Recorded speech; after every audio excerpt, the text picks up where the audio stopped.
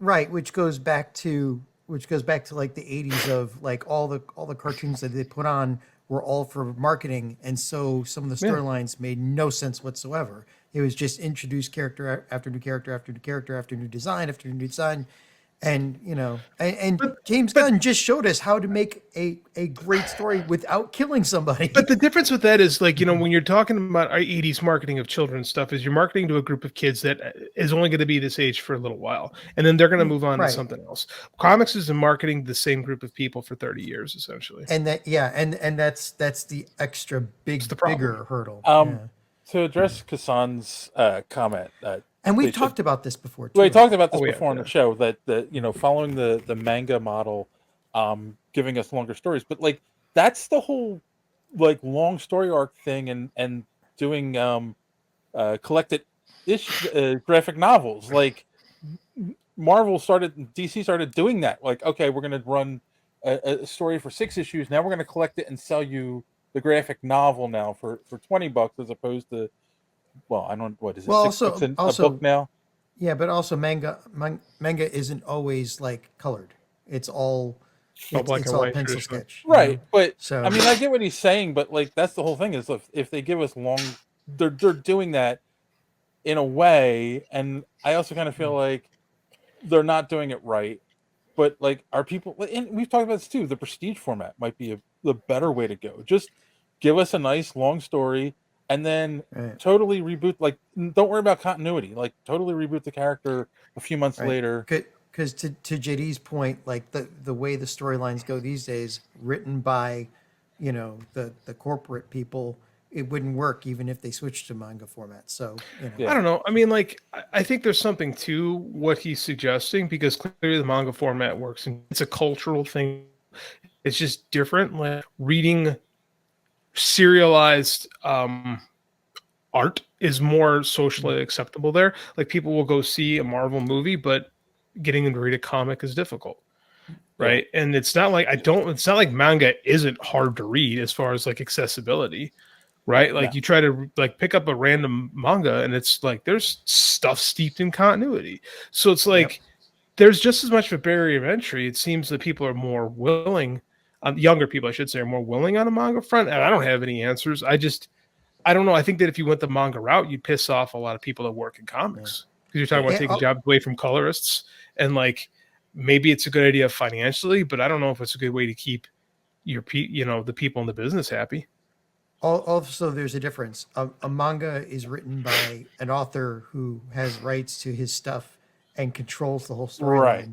storyline. The stuff coming out of Marvel and DC, there's But no way that's you'd get a cohesive, but that's the whole thing. We're storyline. way past that model in the big two. Like their Yeah. corporate what's the word you're always using, JD? IP farms. IP. Yeah, they're IP farms. That's it. It's not so, and there's no room for someone to come up with a new character for the big two and just There own it. is.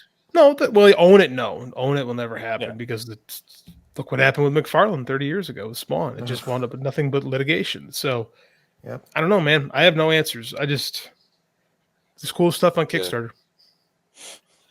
Well, I, for myself, I've in the past year or so gotten a lot of Marvel's Epic collections.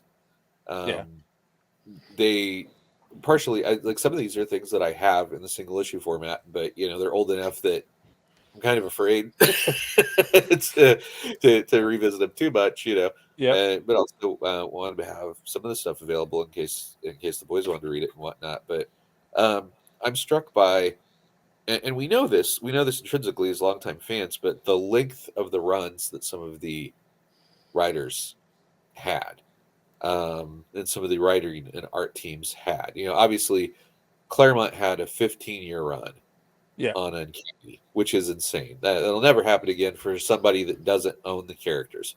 Miller on his stints on Daredevil were lengthy, but incredible. Electra Saga, Born Again, Byrne on Fantastic Four. That's the Visionaries collection of trades that Marvel did. Was constituted 9 total trades. The zero issue, which is issues that Byrne did before he became the writer artist, and the 8 volumes of all of his stuff across Secret Wars and She-Hulk being a member and all that. There was a point when someone was the writer, and they kind of got to ride with it as long as the book was doing well. If they're the writer and artist team, Simonson on Thor, all these things were happening at the same time. So for whatever the knocks that people might have had on Jim Shooter as editor-in-chief or whatever, you sure as hell let the talent run wild for many years. and I think that one of the reasons that those books are so esteemed is that the shakeups happened when the writer-artists got bored. If you look at all the iterations of the team that Claremont took X-Men through, nobody was telling him to do that. When they went through the Siege Perilous and had the Outback team and everything, nobody was telling him to do that stuff. Right. He was just doing it, and it's the only thing that really got forced on them was making the fifth member of X Factor Gene instead of Dazzler. And that was, that probably was a good call. Yeah, that was something they had to contend with. But and when Miller was done telling certain Daredevil stories, he'd dip. And then later he's like, "I've got another Daredevil story." They're like, "By all means," he would do a story, and then he'd be out again. It was a really different. It's the sensibility of it is so completely different, and I think that the Image time broke it. When the Image thing happened, you never saw that again. The runs became much shorter, and the people that and that was even Wolfman kind of even stopped doing Titans by the mid 90s. After the Titans hunt and all that, you never saw. I mean, I think you're also making an excellent point in the fact, I grew up in the Ron Friends, Tom DeFalco era of Spider-Man. To me, that's my Spider-Man, right? Like that will always be how I view the character, and then and that's part of the problem with these characters that have been around for so long. Then you pick up a book today, and it's just like you go, "This is garbage" because this isn't my Spider-Man, But who's the audience, right? I think that's the problem. I think too is we have a hard time defining because we have these definitive runs, like you say, like a Simonson on a Thor. Thor today is nothing like Walt Simonson, what he did. Not nothing like, but I mean it's different than what Walt Simonson was doing 35, 40 years ago.